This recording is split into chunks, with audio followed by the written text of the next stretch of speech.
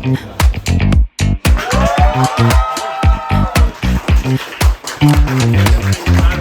अपने बेटे को बोलते हो ना, तू गलती से आ गया, हमने पैदा नहीं किया है तुझे। वो बांसुरी वादक हाँ। इस लल्लू लाल पे तो खामखाई पैसे खर्च कर रहे हैं। तू गलती से आ गया, हमने पैदा नहीं किया तुझे।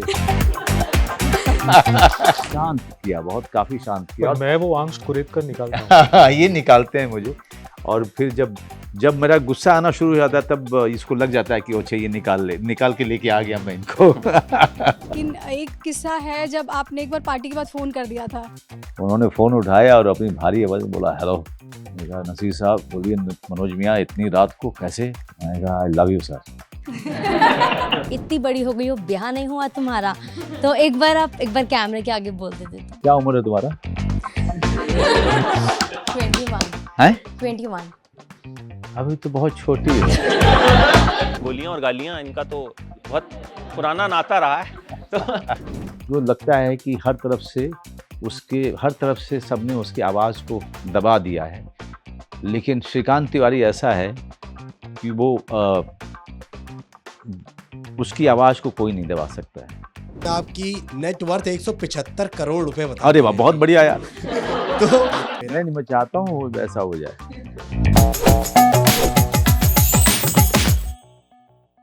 गाइस, इस साल फिल्में आप लोग देखते हो?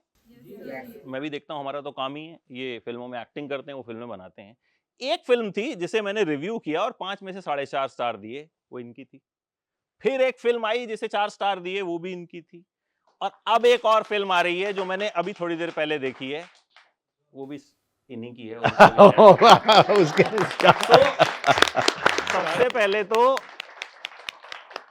बहुत ही शानदार, मतलब आई हैव नो वर्ड्स, क्योंकि अभी कुछ देर पहले मैंने वो देखी है जी। और मैं अभी उसके इम्पैक्ट में ही हूँ। जो आपकी एक्टिंग, उसमें जो आपके एक्सप्रेशंस एंड डायरेक्टर साहब, फैब जॉब। तो गाइस, एक तो फिल्म देखनी है। मतलब आई थिंक मेरा मानना है कि जब मैंने पहले वाली 2 फिल्में भी रिव्यू की थी कि अगर एक्टिंग को स्टडी करना है तो मनोज वाजपेयी की एक्टिंग आप देखिए। ये थॉट कहाँ से आया? आप दोनों से मेरा ये सवाल। ये इन्हीं का है, सबसे पहले आप बताएं। ये कमर्शियल थॉट नहीं है। हाँ, मतलब ये एक ऐसा थॉट है जो बहुत सिनेमा से जो प्यार करता है, जो ऐसा सिनेमा बनाना चाहता है कि जो याद रहे, वो बनाएगा ऐसी फिल्म। मेरे लिए सिनेमा भी एक्चुअली सेकेंडरी आता है।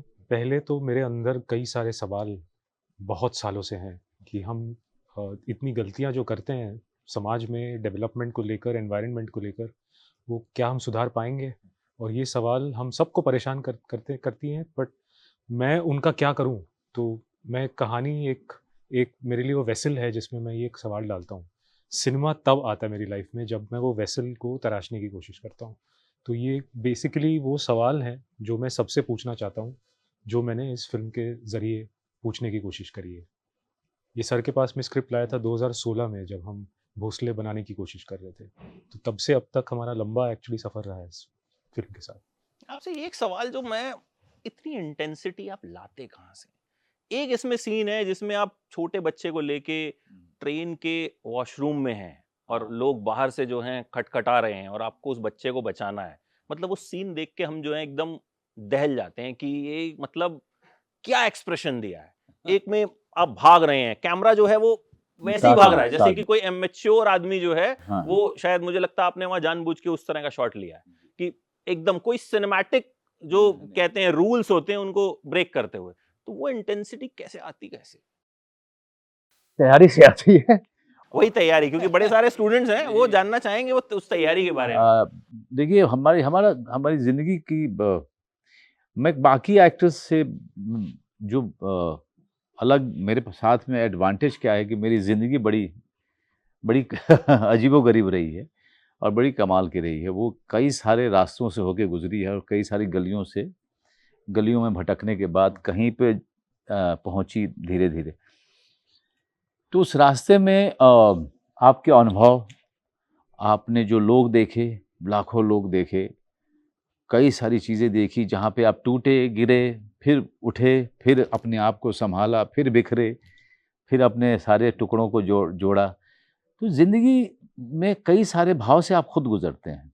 तो जब इस तरह के रोल आप करते हैं तो उन सारे भावों को, उन सारे यादों को, उन सारे अनुभवों को आप वो सारे के सारे अपने आप, जो मेरा कैरेक्टर है दसरू, वो अपने आप उससे जुड़ते चले जाते हैं। लेकिन उसके लिए ज़रूरी ये होता है कि आप अपनी तैयारी पूरी करें, और एक्टर की तैयारी जो होती है वो ऑनगोइंग होती है।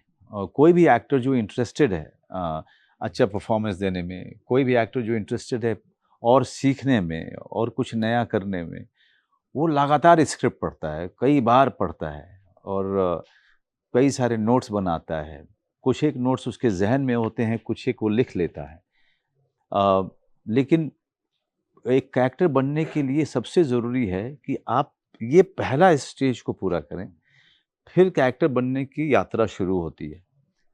और कैरेक्टर बनता एक दिन में नहीं है, और उस पर लगातार 25 दिन अगर आप सोचते रहो, फिर पढ़ते रहो, नोट करते रहो, फिर कुछ करने की कोशिश करो, कुछ यादों को लेके आओ, कुछ चीज़ों को अंदर तलाश करो, वो करते करते अचानक 25 दिन के बाद आपको लगना शुरू हो जाता है कि बीच बीच में आपका ऐसा लगता है जैसे आप बेहोशी से उठ रहे हैं और आपको लगता है कि आप किसी और जगह थे। तो अब आपको एहसास होता है कि अब आपके कैरेक्टर की यात्रा शुरू हो चुकी है, दसरू बनने की जो सही जर्नी है वो शुरू हो चुकी है।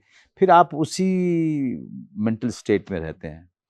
फिर इनका वर्कशॉप का कॉल आता है, रीडिंग का कॉल आता है, डायलॉग कोच है, दाढ़ी बढ़ाना, ये सब चीज़ें तो आप हासिल कर लेते हो। लेकिन कैरेक्टर के अंदर किसी गुफा में जाने के जैसा है। वहाँ पे जाने में डर लगता है, क्योंकि आपको पता नहीं है कि वहाँ का एक्सपीरियंस क्या होगा और वहाँ से आप निकलेंगे कैसे। तो जाने में भी डर लगता है, वापस निकलने में भी डर लगता है कि अब मैं निकल पाऊँगा इससे, या कितने समय तक ये मेरे साथ रहेगा। ये कॉन्फ्लिक्ट जो है अमूमन वो हर उस एक्टर में होता है जो अंदर डूब कर अभिनय करने की कोशिश करता है। मतलब हीरोइज्म इसमें आपने अलग तरह का दिखाया है। इसमें मनोज वाजपेयी गोली नहीं चलाते हैं, इसमें वो अपने बच्चे को जब बचाते हैं तो हाथ हाथ भी जोड़ते हैं, वो बार बार गोली नहीं चलाने की विनती करते नहीं हैं। चलाने की विनती करते हैं। हाँ, तो जब ऐसा हीरो आप प्रेजेंट करते हैं, मतलब कई तो ऐसे हीरो, इन्होंने गोलियां भी बहुत चलाई हैं, बहुत। गोलियां और गालियां इनका तो बहुत पुराना नाता रहा है। तो पर यहाँ एकदम वो हीरो एक्चुअली वो अंडरप्ले शब्द करता वो है। शब्द हीरो से मैं बचने की कोशिश करता हूँ हम्म। कि हमारी फिल्म में हीरो के बारे में कभी नहीं होती, और वहाँ एक विलेन भी विलेन नहीं होता। तो एक पात्र की कहानी, एक नॉर्मल कॉमन इंसान की कहानी है, ऐसे लोगों की कहानी है जो रिप्रेजेंट नहीं होते हमारी कहानियों में, और जिनकी सुनवाई नहीं है, जो मैं कहता हूँ कि वो वॉइसलेस है क्योंकि वो चॉइसलेस है। तो उनकी कहानी वॉइसलेस है क्योंकि वो चॉइसलेस है। वाह क्या बात है, ये तो बड़ा बड़ी शानदार है। मुझे लगता है ऐसी फिल्में जो होती है ना, वो स्टडी करनी चाहिए। मतलब दे आर लाइक लाइब्रेरी वाली फिल्में होती हैं कि जिनमें हमें चीजें ऐसी मिलती हैं जो बहुत कम देखने को मिलती हैं। अब बड़े सारे लोग सवाल का इंतजार कर रहे हैं, कुछ ऐसे हैं जो सुबह से बैठे हैं ऑफिस में और घर जाना है उनको। रेखा जी रेखा जी वरिष्ठ पत्रकार हैं।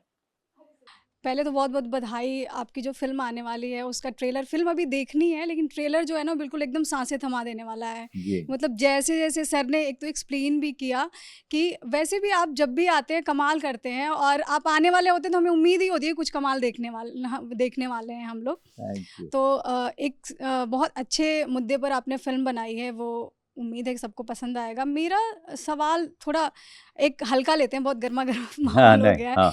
कि आपके बारे में किस्से बहुत सारे मशहूर हैं जैसे? पार्टियों के, पुराने पार्टियों के। क्या क्या किस्सा अभी जरा बताइए। आजकल तो आप पार्टी में नहीं जाते हैं, लेकिन एक किस्सा है जब आपने एक बार पार्टी के बाद फ़ोन कर दिया था किसी को तारीफ के लिए। मैं नाम बताऊं? नाम बताइए। नसीरुद्दीन सर को आपने फ़ोन किया था पार्टी के बाद। तो थोड़ा आप हमारे मोहल्ले में आए, हमारा शो ही है हमारे मोहल्ले में, तो हम लोग चाहते हैं हमारे मोहल्ले में आए, तो एक बार वो किस्सा थोड़ा सा बताएं जो हमारे दर्शक भी सुने कि आखिर क्या था वो किस्सा। आजकल ना सोशल मीडिया पे लोग ना तारीफ करते हुए शर्माते हैं, गाली देते हुए थोड़ा भी नहीं हिचकते हैं। आपने ये देखा होगा ना, इसीलिए वो किस्सा मैं नहीं बताऊंगा, नहीं तो बहुत गाली पड़ेगी। लेकिन वो बहुत मजेदार किस्सा है, आप बताएंगे तो लोग मजेदार किस्सा है सुनना जी। पसंद करेंगे। जी, उन्होंने जो है एक बार, मैं नसीर साहब का मैं बड़ा दीवाना रहा हूँ, उनसे बहुत सीखा है मैंने, उनको देख देख करके बहुत सीखा है। तो एक अजीब तरीके की भक्ति है मेरे अंदर में उनको लेके। तो पार्टी से निकला मैं तो थोड़ा सुरूर में था, और नसीर साहब बहुत याद आ रहे थे, बहुत मिस कर रहा था मैं उनको। तो मैंने फ़ोन लगाया, रात के 11 बज रहे थे उस समय, 11 या साढ़े 11 बजे। तो कोई भी वरिष्ठ अभिनेता जो होता है 11 साढ़े 11 बजे वो एकदम गहरी नींद में होता है। उन्होंने फ़ोन उठाया और अपनी भारी आवाज़ में बोला, हेलो। मैंने कहा, नसीर साहब। बोलिए मनोज मियाँ, इतनी रात को कैसे? मैंने कहा, आई लव यू सर। नहीं, थैंक यू, बताइए, आगे बताइए। मैंने कहा, सर आज मैंने जो परफॉर्मेंस दिया है ना सर, जो आपसे सीखा था उसी को देख के दिया था। ठीक है, वो तो ठीक है, बहुत अच्छी बात है। आपने पी कितनी है?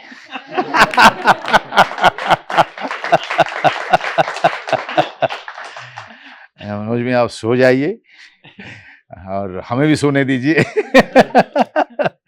तो ये प्रेम है हमारा। एक समय में हम लोग ऐसा किया करते थे, अभी तो अब वो समय जा चुका है। अभी आप लोग कर रहे होंगे वो सब, या नहीं कर रहे होंगे तो कीजिए। नहीं सर, अभी तो रात 11:30 बजे बॉस को फोन कर दिया अगर, तो फिर हाँ, हमने अगले दिन नौकरी ढूंढ रहे हो। अगले दिन आपकी तरह तो कर नहीं सकते ना, फैमिली मैन की तरह।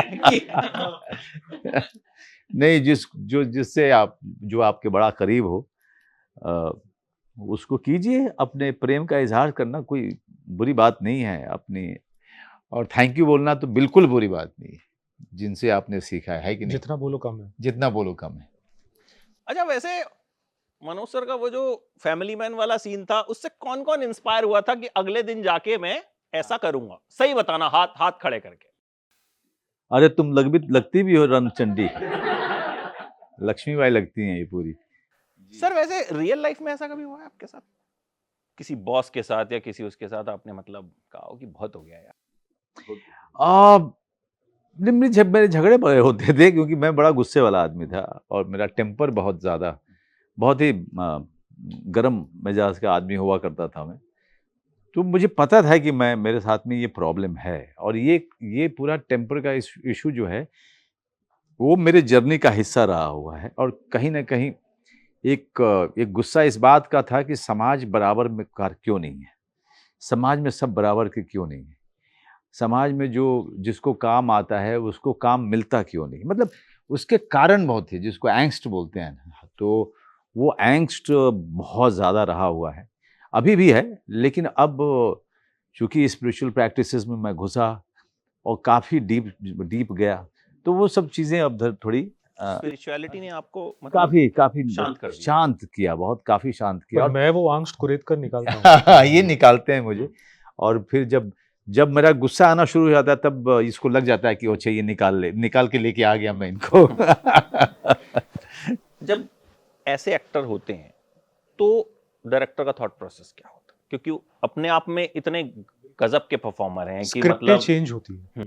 मेरी स्क्रिप्ट इनके आने के बाद भोसले और जोरम रीराइट हुई है, क्योंकि भोसले का एक मैं किस्सा सुनाऊंगा। पहली ड्राफ्ट जो मैंने लिखी थी 2011 में, इनसे 3 साल मिलने के पहले, उसमें भोसले कैरेक्टर के 48 लाइन थे, फाइनल फिल्म में 11 हैं, और वो लाइंस भी नहीं है, वो 1 या 2 शब्द। इन्होंने अपनी लाइनें कम करवा दी। नहीं, मैंने कम करी, यही कम कर देता है। क्योंकि ये साइलेंस में इतना बोल जाते हैं, इनकी बॉडी इतनी बोल जाती है, इतना बोल जाता है कि मुझे डायलॉग की जरूरत नहीं पड़ती, तो वो बहुत सिनेमैटिक हो जाती है वो फिल्म। मुझे लगता है जोरम में भी डायलॉग कम है। बहुत आपने ये कम। बात बोली तो मुझे ये बात रियलाइज हुई कि हाँ, डायलॉग्स बहुत कम हैं, और जो एक्सप्रेशंस हैं और जो आंखों से जो चीजें कही गई तो हैं, ये 2 वे प्रोसेस है। It's constantly the actor is informing the film is informing the actor. अगला सवाल किसी स्टूडेंट का ही लेंगे। आप? हाँ बिल्कुल। रेखा जी वरिष्ठ होने का फायदा उठा रहे हैं नहीं यहाँ नहीं पे। नहीं सबको मौका मिलेगा यहाँ। मैं आपसे ये जानना चाहती थी कि जहाँ से आप ताल्लुक़ रखते हैं वहाँ पर हमारे संस्कार में ही राजनीति होती है, मतलब उठते बैठते चाय पानी खाना स्कूल, हम हर समय राजनीति की बात करते हैं, और बहुत सारे स्टार्स आए भी हैं आपके यहाँ से राजनीति में। 2024 में इलेक्शन आने वाला है, तो क्या कभी आपके जहन में ऐसा ख्याल आया कि मैं भी एक बार ट्राई करता हूँ? पहली बात तो ये कि मेरी राजनीति में कोई रुचि नहीं है, मतलब एक्टिव पॉलिटिक्स में कोई रुचि नहीं है, कहीं से भी नहीं। मुझे लगता है कि ये जन्म जो है मेरा पूरे तरीके से एक अभिनेता का है, और अभी भी मुझे लग रहा है कि शायद मेरे सारे डायरेक्टर्स ने या इस इंडस्ट्री के डायरेक्टर्स ने मेरा 25 से 30% ही यूज़ किया है। मुझे लगता है कि मेरे अंदर में देने के लिए बहुत कुछ है, और उसको मैं इस जीवन में उसको पूरी तरीके से एक्सप्लोर करना चाहता हूँ। दूसरी बात ये है कि मैं जिस जगह से आता हूँ, बिल्कुल सही कहा आपने, हमारी परवरिश का हिस्सा है राजनीति। और मैं बहुत ही ईमानदारी से मैं आपको एक बात बोलूं, मैं पॉलिटिकल एनालिस्ट बहुत अच्छा हूं। मैं अभिनेता अच्छा हूं चाहे नहीं हूं, मैं कल आप आते ना इंटरव्यू के लिए तो पैनल पे बैठा लेकिन मैं कभी नहीं बैठूंगा। बहुत सारे आप ही लोगों के मित्र हैं जो आपके साथ काम करते हैं, वो मुझे फ़ोन करते हैं कि मनोज भैया आपको क्या लग रहा है कि कौन जीतेगा? हाँ, तो ये हमारी बातचीत जो है बहुत होती है। आप ही के एरिया से बहुत सारे लोग हमारे बहुत अच्छे दोस्त हैं, तो बड़ी गहन उस पे बातचीत होती है और बड़ी डीप बातचीत होती है। तो जो पॉलिटिक्स जो हमारे हिंदुस्तान का है, तो आप भी जानती हैं, आप जहाँ से आती हैं, कि हमारे यहाँ पर सिर्फ काम करना आपको जिता देने भर के लायक नहीं होता है। आप बहुत सारे और फैक्टर होते हैं हर एरियाज़ के जिसके कारण एक उम्मीदवार जीत के आता है, और वो सारी बातचीत होती है। तो उसमें, और मेरी बचपन से जिस परिवार में जन्म हुआ, इसके कारण मेरी पॉलिटिक्स पे बात करने में बहुत रुचि है, पॉलिटिक्स को एनालाइज करने में बहुत रुचि है, किसी पॉलिटिकल पर्सनालिटी की जर्नी को फॉलो करने में बड़ी रुचि रहती है मेरी। लेकिन पॉलिटिक्स में आने को लेकर के 25 साल हो गए, जब जब चुनाव आते हैं तब तब मेरे बिहार में और मेरे शहर में एक अफवाह उड़ती है हर बार, क्या चुनाव लड़ने वाले? मैं चुनाव लड़ने वाला हूँ। और हर बार कोई ना कोई उस कॉन्स्टिट्यूएंसी में मेरा जो दोस्त होता है, उसका एक फ़ोन कॉल आता ही आता है, क्योंकि वो चिंता में पड़ता है वो कि मनोज वाजपेयी सच में तो नहीं लड़ रहा है, क्योंकि वो भी उसी कॉन्स्टिट्यूएंसी से किसी पार्टी से लड़ रहा होता है। तो उसको दिलासा देना पड़ता है कि मैं नहीं आ रहा हूँ क्योंकि वो चिंता में पड़ जाता है कि ये ना आ जाए। लेकिन ये 25 साल से, चाहे वो विधानसभा का चुनाव हो, चाहे वो अपने लोकसभा का चुनाव हो, हर बार एक क्वेरी आती ही है सारी पार्टियों से कि क्या मेरी रुचि है आने की कि नहीं आने की। इतना ही मैं बता सकता हूँ आपको। आगे का फिर अगले इंटरव्यू के लिए भी कुछ छोड़ना पड़ेगा ना। हाँ, आप। Hello sir. हेलो हाँ सर। जी। Sir, my question to you is अपना नाम भी बताइए, अपने कॉलेज का नाम भी बताइए। My self Palak Bansal, I am from GKFTII, Gulshan Kumar film and television institute of India. Sir, मेरा सवाल आपसे ये है कि हम लोगों ने आपको आपके इमोशनल किरदारों में देखा है, एज अ फैमिली मैन देखा है, और उसमें आप बहुत अच्छे दिखे हैं और आपने अपने एक्सप्रेशंस और अपनी बॉडी लैंग्वेज के थ्रू बहुत कुछ लोगों को कन्वे किया है। तो मेरा सवाल आपसे ये कि हम लोग आने वाले समय में आपको किसी रोमांटिक या फिर कॉमेडी फिल्म में देखेंगे? रोमांटिक देखने के लिए जुबैदा जरूर देखिएगा, और कॉमेडी देखने के लिए सूरज पे मंगल भारी जो है, वो बहुत अच्छी कॉमेडी फिल्म है, जो कि लॉकडाउन में जब खुला था पहला वाला तब रिलीज़ हुई थी, और करीब 1 साल तक सारे सिनेमाघर ने उसको अपने पास रखा था, क्योंकि लॉकडाउन होने के कारण या कोरोना के कारण लोग इस फिल्म के अलावा जब भी जाते थे थिएटर में, जितने लोग भी जाते थे, सिर्फ वो सूरज पे मंगल भारी देखने के लिए जाते थे, क्योंकि उनको लगता था कि इतनी परेशानी में, इतनी मिजरेबल कंडीशन में हमें हंसना है, हमें डार्क चीज़ें नहीं देखनी है। वो आप ज़रूर देखिएगा, वो ZEE5 पे है। बाकी आगे आने वाले समय में कुछ एक और चीज़ें हैं, जैसे जैसे चीज़ें आएंगी आपको रोमांटिक, यार मैं क्या बोलूं, सिर्फ देवाशीष ही लिख सकता है मेरे लिए रोमांटिक, क्योंकि हीरोइन किसको लेंगे? हीरोइन किसको लेंगे? देखेंगे, क्योंकि रोमांस जो है हर तरीके का होता है। सिर्फ आपकी उम्र में रोमांस हो ऐसे तो जरूरी नहीं है ना, है ना?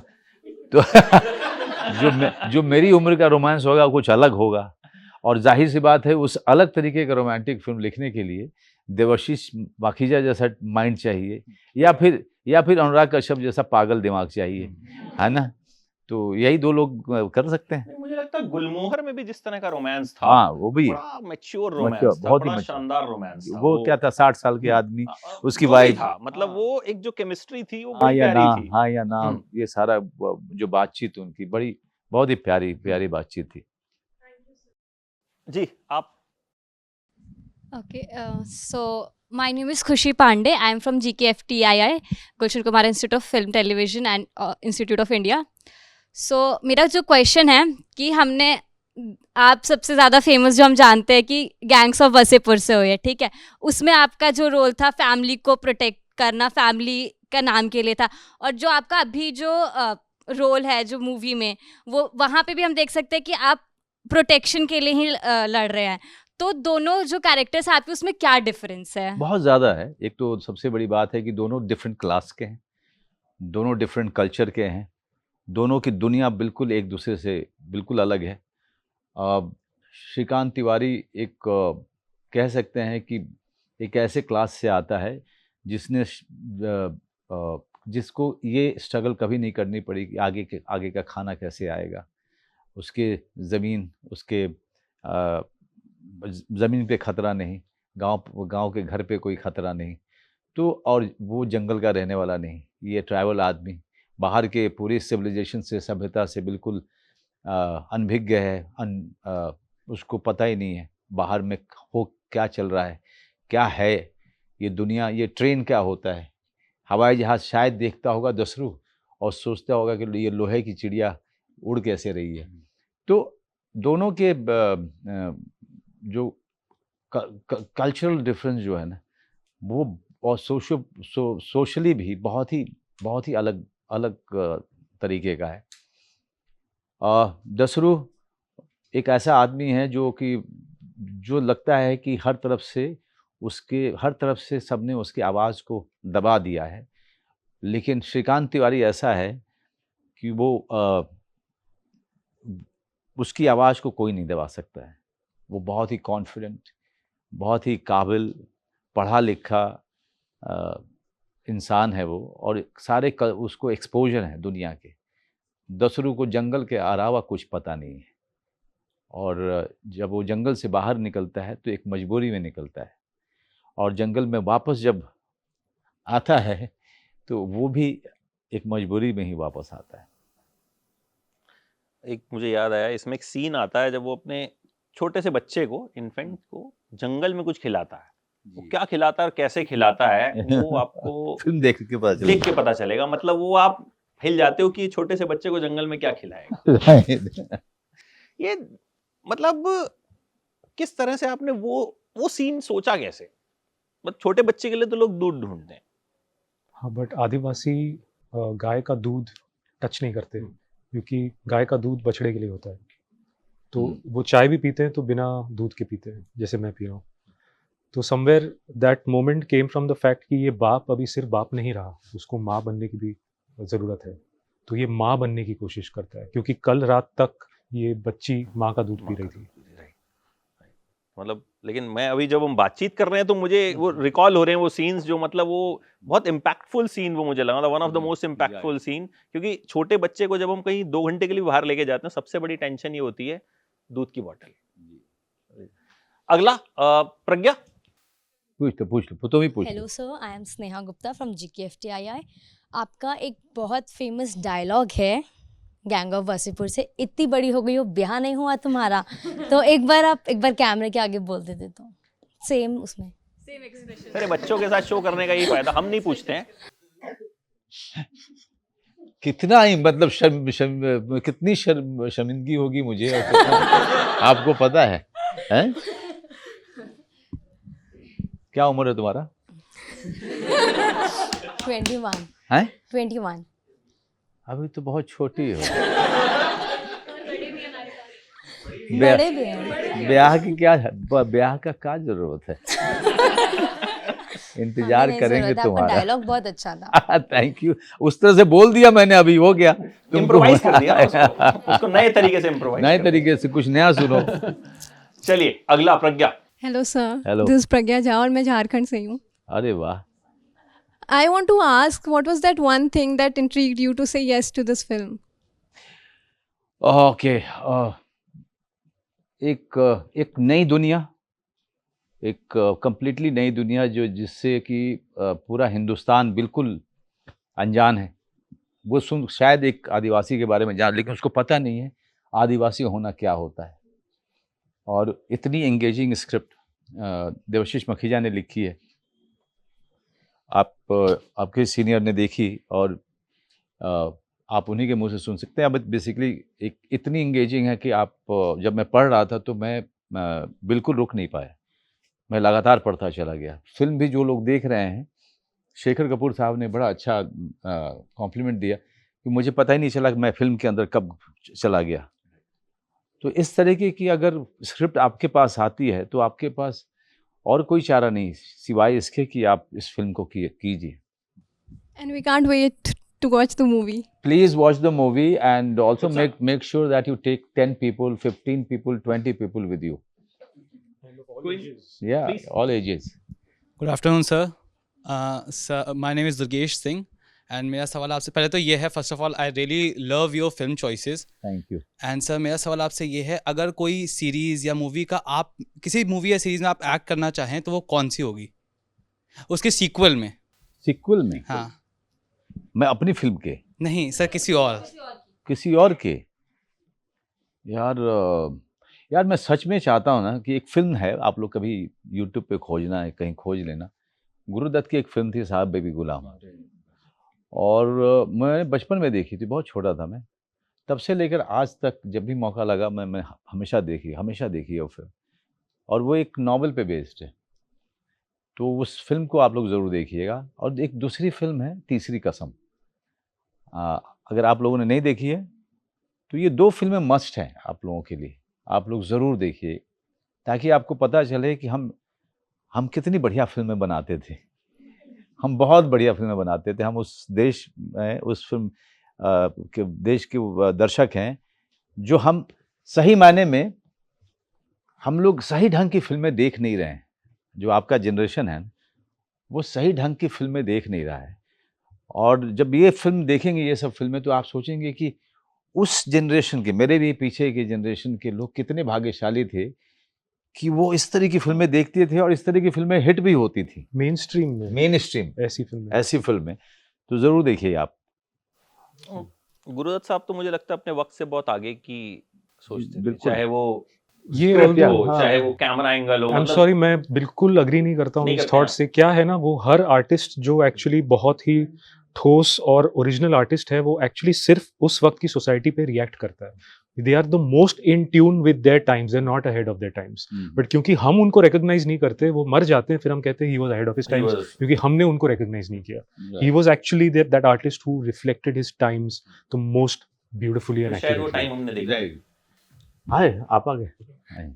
हेलो सर, सबसे पहले मेरा नाम दिव्यदीप है और आपके आने वाले प्रोजेक्ट्स के लिए और अभी की मूवी के लिए बहुत बहुत शुभकामनाएं आपको। सबसे पहले सर मैं ये बोलना चाहूँगा, बिफोर आई आस्क का क्वेश्चन, मेरे को एक बात आपसे बोलनी है कि इस दुनिया में 4-5 महान हस्तियाँ ऐसी हैं जो मेरे बकेट लिस्ट में है और जिनको मैं मतलब ज़िंदगी में मिलना चाहता हूँ, या मिलना चाहता था, या देखना चाहता था सामने।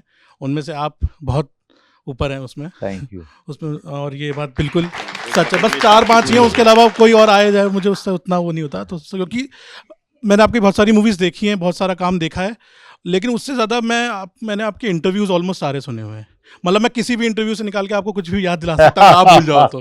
और ये बिल्कुल सच बात है। अरे वाह। उसमें से, और मुझे ये भी पता है कि जिस किस्से का जिक्र अभी हुआ था यहाँ पर कि आपने नसीर जी को फ़ोन कर दिया था, वो आपने एक बार कपिल शर्मा शो में भी बताया था, और सबसे पहले आपने उसका जिक्र वहीं पे किया था। अच्छा, ये एक किस्सा मैं पूछूं? हाँ जी। मेरा नाम अमित भाटिया है सर। एक अमित भाटिया ने इनकी मदद की थी पेरिस जाने में। नहीं, पता? नहीं वो सर सारे नहीं देखे हैं इसने, मैंने देखे हैं सारे। सर मैं ऑलरेडी नर्वस हूँ। हाँ, तो मतलब ये कि, और आपने ये भी बताया था कि एक ज़माना था जब ज़्यादा फ़ोन चले जाते थे, आपने ये भी कहा था। हाँ। ये उसी इंटरव्यू के दौरान। तो मतलब मैं ये पूछना चाह रहा हूँ कि तो मतलब मैं आपकी जर्नी से और आपके रियल में अब जैसे हूँ ना, मैं उससे ज़्यादा इंस्पायर्ड हूँ, और मैं अपनी ज़िंदगी में आपकी 2-4 क्वालिटीज़ उतार पाऊँ तो ताकि मैं लाइफ में कुछ कर पाऊँ। तो इस वजह से मैं उस चीज़ को लेके बहुत आपसे मैं मोटिवेशन लेता हूँ when I am down in life. तो ये सच बात है बहुत। और मैं सर, अब मैं सवाल पे आता हूँ, ज़्यादा वक्त नहीं लूँगा। सवाल ये है मेरा सर कि अब आपको इतने साल हो गए काम करते हो, इतने ज़्यादा साल हो गए, आपने ऑलमोस्ट हर तरह का किरदार कर लिया। आपने डार्क रोल्स भी किए हैं, आपने अलग तरह के रोल्स भी किए हैं, और मैंने कई बार आपको एक्टिंग के बारे में भी जब आप बात करते हो, मैंने उसमें भी देखा है। तो अब इतने सालों बाद, इतना काम करने के बाद, अब आपको किसी भी कैरेक्टर में अडाप्ट करने के लिए कितना टाइम लगता है, या पहले से आप किसी भी कैरेक्टर में अडाप्ट होना आसान हो गया, या अभी भी उतना ही चैलेंजिंग लगता है? चैलेंजिंग होता है अमित, बहुत क्योंकि कैरेक्टर में घुसना जो है ना एक आसान काम इसलिए नहीं होता है क्योंकि आपको पता ही नहीं चलता है कि क्या रास्ता अपनाएं ताकि कैरेक्टर जल्दी आसानी से मिल जाए। वह कैरेक्टर तो बहुत फैसिनेटिंग लगता है, तभी आपने हाँ बोला है, लेकिन रास्ता नहीं मिल पाता है, वो अप्रोच नहीं मिल पाता है कि इसको किस तरीके से अप्रोच करें ताकि ये एक नया अनोखा बने। तो उसके अंदर में घुसने के लिए बड़े रास्ते ढूंढने पड़ते हैं, या रास्ता कौन सा सही रास्ता है, कई बार वो तय करता है कि मेरी परफॉर्मेंस क्या होगी। वो अलग अलग, लेकिन सबसे बेसिक चीज़ है जो मैं हमेशा कहता हूँ, बेसिक चीज़ है कि आप स्क्रिप्ट को कई बार पढ़िए और जब जब उसमें कोई नई चीज़ मिले उसको नोट डाउन कीजिए। बाकी हर एक्टर का अपना तरीका अलग होता है। मेरी हमेशा से हर फिल्म के साथ में ये सबसे ज़रूरी चीज़ होती है कि मैं स्क्रिप्ट बहुत बार पढ़ता हूँ। जी। उत्साह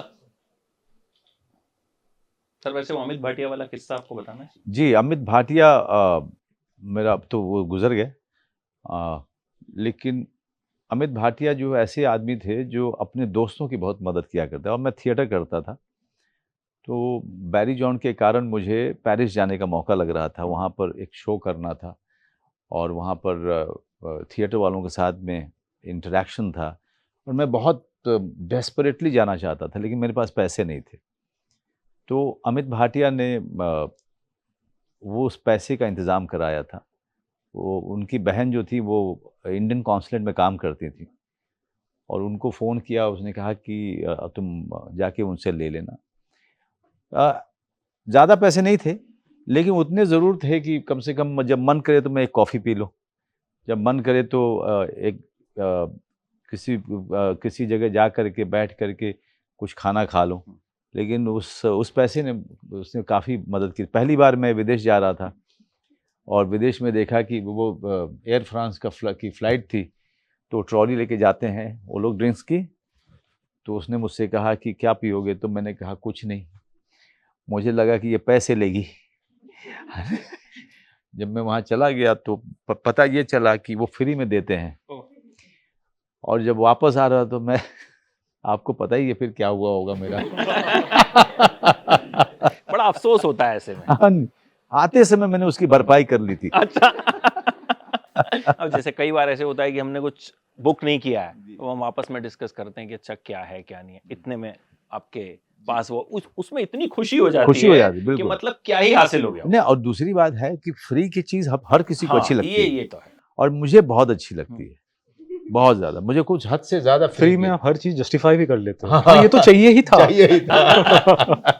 अभी दिवाली वाली जब चल रही थी तो मैंने 2 जगह ट्रैवल किया, तो उन्होंने एक वो दिवाली का हैम्पर टाइप सा ऐसे ही मुझे दे दिया। क्या सबको नहीं दे रहे थे, अच्छा मुझे पता नहीं क्यों दिया, कुछ होगा कुछ हिसाब किताब, तो बड़ा अच्छा लगा था। उसमें कुछ नहीं, कुछ बिस्किट और चॉकलेट थी, लेकिन वो ऐसा स्पेशल फील हो गया ना कि पता नहीं क्या ही मिल गया। आइए भाई साहब, आपका सवाल। हाँ, कैमरा एंगल मत खराब कीजिए, कोई बात नहीं, आप बाकायदा बाइज्जत पूछिए। अच्छा, पहले उत्साह को पूछना है, वो बहुत देर से वेट कर रही है। हाँ, पूछिए। Hello sir, my name is Utsah from ABP live English. Firstly all the best for your film. And sir, इसमें आपने एक छोटे बच्चे के साथ काम किया है, और आपने जैसे बोला कि बहुत तैयारी करनी पड़ती है, तो इस रोल के लिए आपने किस तरह से तैयारी की? नहीं, इस रोल के लिए तो ये था कि इन्होंने 2016 में सुनाया था। उसके बाद मैं भोसले हम जब बना चुके तो उसके बाद हमने बहुत इंटरेक्शन, और देवाशीष के साथ क्या होता है कि कुछ एक चीज़ें मेरी बहुत आसान कर देता है। ये बैक स्टोरी या बहुत सारे जो उसके नोट्स हैं, ये लिख करके ये मेरे पास में छोड़ देते हैं, और मैं जब भी फ्री टाइम होता है मैं उसको पढ़ता रहता हूँ, या उसमें कुछ चेंज करना होता है तो मैं हल्का सा चेंज भी करता हूँ। लेकिन शुरू की तैयारी से ये मुझे बचा देते हैं, क्योंकि ये खुद इतना रिसर्च किए रहते हैं, खुद ही लिखा है इन्होंने, और तो पूरी कैरेक्टर का विजन इनके पास होता है, और उससे पता चल जाता है कि ये जो डायरेक्टर है ये कैरेक्टर को कैसे देख रहा है। तो स्क्रिप्ट पढ़ना, इनके नोट्स पढ़ना, बैक स्टोरी, फिर बैक स्टोरी को थोड़ा सा ऑल्टर करना, फिर अपने नोट्स बनाना, ये सब करते करते कम से कम ये हो जाता है कि मैं कोई भी रोल बहुत मुश्किल होगा मुझे जहाँ पे मुझे अपना ग्राफ ना हो।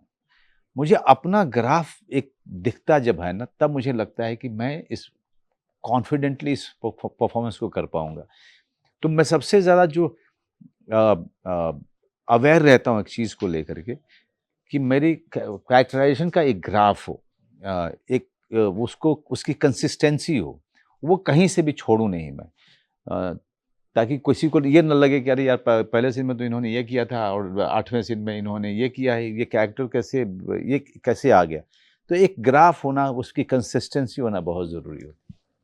तो मैं आपके कुछ इंटरव्यूज़ पढ़ रही थी, तो उसमें आपने बोला कि बहुत टेम्परेचर ज़्यादा थे शूट करने में, तो उस सब से आप कुछ बता सकते हैं?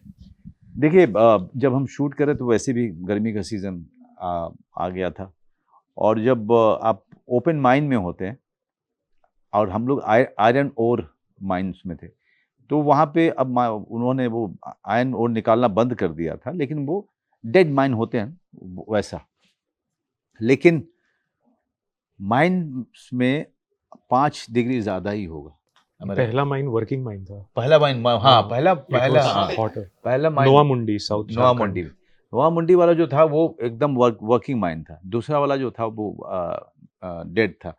लेकिन अगर आप इन माइंस में जाएंगे तो वहाँ पे टेम्परेचर, अगर आपके गेस्ट हाउस में जहाँ से हम ट्रैवल करके आ रहे हैं वहाँ पे टेम्परेचर अगर मान लो 48 डिग्री है, तो यहाँ पे इमीडिएटली 52 डिग्री, 53 डिग्री, कहीं पे 54 डिग्री, समझिए उसमें शूटिंग करना, प्लस पूरी यूनिट वहाँ पे है, धूल, और एक बार आप शूटिंग पे चले गए तो फिर आप ऊपर नहीं जा सकते हो, कोई शेड नहीं।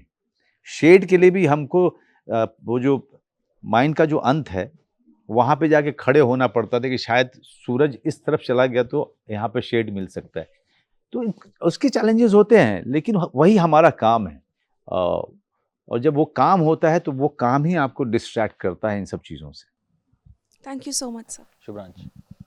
Hello sir. हेलो। हम पैसा लाइफ से हैं हम लोग। तो सर एक सवाल था कि हाल ही में आपके जितने मित्र हैं, अमिताभ बच्चन साहब, रणवीर सिंह जी, बॉलीवुड के कई सितारे और अभिनय क्षेत्र के भी कई नाम बड़े बड़े इस समय स्टार्टअप से बहुत इन्वेस्ट कर रहे हैं, तो आपका भी कुछ ऐसा है किसी स्टार्टअप में आपको बहुत पसंद है, इसमें आपको हम आगे देख सकते हैं आपका नाम जुड़ते हुए कि आप एंजल इन्वेस्टर की तरफ एकदम उसमें जुड़े? सही प्रोग्राम करते हो तुम, पैसा लाइव चैनल है सर। हाँ, अच्छा चैनल है जी सर। अरे वाह, तो आप बताओ ना कहाँ करूँ मैं कुछ सर, है? वो तो नहीं, ये तो वही बात होगी सर, जैसे आपका एडवर्टीजमेंट जिन दोनों चल रहा है, आपका एक एडवर्टीजमेंट जिन दोनों चल रहा है ना, यूनिकॉर्न जो होते हैं ना वो सबसे सेफेस्ट होते हैं, राइट, और कई सारे में यूनिकॉर्न बनने की संभावना ज़्यादा रहती है। तो ऐसे ही जैसे आपसे पूछा मैंने, ऐसे ही कुछ दोस्त होते हैं वहाँ पूछ लेता हूँ मैं, तो यार थोड़ा बहुत कर देते हैं। तो किसी सेक्टर में ओरिएंटेड हैं आपकी, इसी सेक्टर के शेयर्स या किसी इन्वेस्टमेंट देखना है कि वो इन्वेस्टमेंट वगैरह, जो शेयर इन्वेस्टमेंट वगैरह वेल्थ मैनेजर देखते हैं काम, जो एक्सपर्ट्स हैं। लेकिन यहाँ तक कि जो ऐप्स वगैरह भी जो हैं, जो यूनिकॉर्न ऑलरेडी है उसका तो उसमें सेफ रहता है करना। लेकिन अगर किसी में यूनिकॉर्न बनने की संभावना ज़्यादा है तो ये देखा जाता है कि भाई ये क्या चीज़, ये लोग क्या चीज़ है जिसमें ये डील कर रहे हैं, और उस चीज़ की हमारी ज़िंदगी में कितनी बड़ी ज़रूरत है। क्या किसी ने सोचा था कि बुक माई शो इतना बड़ा ऐप हो जाएगा जिसकी ज़रूरत यहाँ पे हर जो है वो हर कोई यूज़ करता है बुक माई शो को। आजकल थिएटर की खिड़कियों पे हमारे समय में इतनी छोटी सी उसमें विंडो होती थी, और उसमें कम से कम 10 हाथ घुसे होते थे, है ना, टिकट लेने के लिए। अब आजकल बुक माई शो है, तो सर देखा जा सकता है कि सब कुछ एकदम अलग हो चुका है। तो बुक माई शो में आप देख रहे हैं एज ए इन्वेस्टमेंट करने का? नहीं, मतलब मैं आपको एग्जांपल दे रहा हूँ। अब बुक माई शो का में इन्वेस्टमेंट करना थोड़ा मुश्किल हो गया। इन्वेस्टमेंट कहाँ करेंगे तुम? पैसा लाइव पे उन्हें बताओ, वो कह रहे हैं। हाँ सर एक सवाल और ये था कि हाल ही में एक रिपोर्ट आई थी जिसमें आपकी नेटवर्थ 175 करोड़ रुपए बता। अरे वाह, बहुत बढ़िया यार। तो बहुत बढ़िया। आपने इसके बाद प्रेस रिलीज भी दिया। मैं तो चाहता हूँ प्रेस को आपने बताया कि ऐसा कुछ नहीं है मेरा। नहीं, मैं चाहता हूँ ऐसा हो जाए। मैं चाहता हूँ, ये देखो उन्होंने जो नेटवर्थ बताया वो ये बताया है कि मनोज बाजपेयी कितना चाहते हैं वो नेटवर्थ बताया उन्होंने। तो मतलब सर ये क्या आपकी किसी पिक्चर से किसी डायलॉग से उन्होंने उठा लिया, कोई आपका ऐसा इन्वेस्टमेंट है जिससे एजम्पशन लगा लिया गया है कि इतनी बड़ी नहीं, नेटवर्थ है? उनको ये सोचना चाहिए कि भाई जोरम भोसले करके 175 करोड़ का एसेट नहीं हो सकता है। 1.75 का हो जाए तो बहुत बड़ी बात है। 175 करोड़ फैंस जरूर बन सकते हाँ, हैं। 175 करोड़ के हाँ। लोगों के दिलों में जरूर उतरा जा सकता है। हम जैसे फिल्म मेकर वो स्टार्टअप हैं जिनमें ये इन्वेस्ट किया राइट, जवाब आ गया डायरेक्टर साहब की तरफ से कि हम जैसे फिल्म हाँ। मेकर वो स्टार्टअप्स हैं जिनमें ये इन्वेस्ट बिल्कुल। ध्वनि, hi sir, my name is ध्वनि। मैं आपके साथ एक सीन रिक्रिएट करना चाहती हूँ उत्तरी। फैमिली मैन से जिसमें आप अपने बेटे को बोलते हो ना, तू गलती से आ गया, हमने पैदा नहीं किया है तुझे। अरे डायलॉग तो हर माँ बाप का है। हैं? इसके लल्लू लाल, जब मैं क्या मतलब वो बच्चा आपको बोलता है कि पापा can you guess this song, तो आप बोलते हो बेटा ये बांसुरी बहा दे। कहाँ से? हाँ, तो वो बांसुरी वादक हाँ इस लल्लू लाल पे तो खामखाई पैसे खर्च कर रहे हैं। तू गलती से आ गया, हमने पैदा नहीं किया तुझे। Thank you so much. Last question ले लेते हैं बस। हाँ। डैनी हेलो जी की first of all the best for your upcoming movie.